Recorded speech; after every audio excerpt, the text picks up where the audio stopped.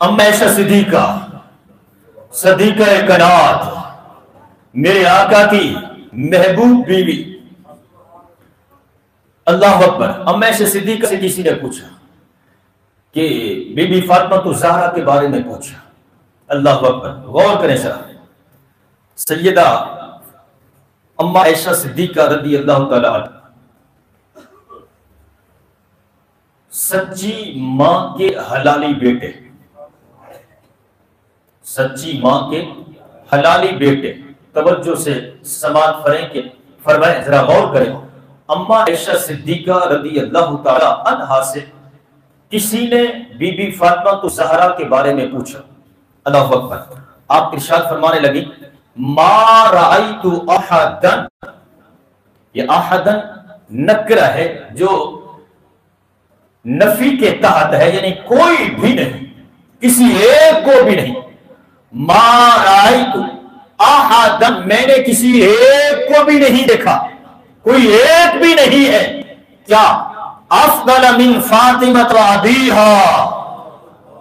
اما عائشہ صدیقہ فرما رہی ہے میں نے کسی ایک کو نہیں دیکھا، میری نظر نے، عائشہ کی نظر نے پوری کائنات میں کسی ایک کو بھی نہیں دیکھا جو فاطمہ سے افضل ہو یا اس کے باپ سے افضل ہو.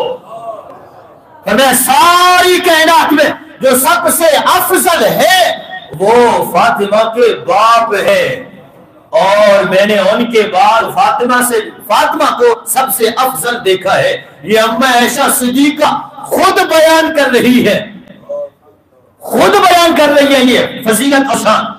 اور آج اس انداز سے بیان کی جاتی ہے اور نقیب جس طرح سے بکواس کر رہے ہوتے ہیں، ان کو لگام دینی چاہیے. جو صحابہ کی شان میں، اما عائشہ صدیقہ کی شان میں جو پکتے ہیں، اور یہ کیا سمجھتے ہیں محب اہل بیت ہے؟ خدا کی قسم میرے حضور کا نوکر وہ ہو سکتا ہے، میرے حضور کا غلام وہی ہے جو صحابہ کا بھی تابع دار ہو اور اہل بیت کا حقدار ہو. اور اگر آپ کی توجہ تو سنو، اہل بیت کی محبت، جملہ سنو ذرا غور سے، اہل بیت کی محبت میں ہم صحابہ کے تابع دار ہیں. اہل بیت کی محبت میں صحابہ ہمارے مقتدا ہے، اہل بیت کی محبت میں ہم صحابہ کے مقتدی ہیں. ہمیں صحابہ نے بتایا اہل بیت کی محبت کیا ہے. یہ روایت اما عائشہ صدیقہ بیان کر رہی ہے نا، صحابیہ ہے نا، بتایا کہ اہل بیت محبت یہ ہے. اللہ اکبر. تو اہل بیت کی محبت میں اگر کوئی آج 15ویں صدی میں کوئی نقیب یا مولوی یا کوئی نعت خواں صحابہ کی شان میں بکواس کرے گا تو ہم اس کی زبان کتی سے کھینچ لیں گے. تجھے کس نے ضرورت دی میرے حضور کے صحابہ کی شان میں بکواس کرے تو؟ اللہ اکبر. جتنے بھی احادیث مروی ہیں صحابہ روایت کرنے والے ہیں،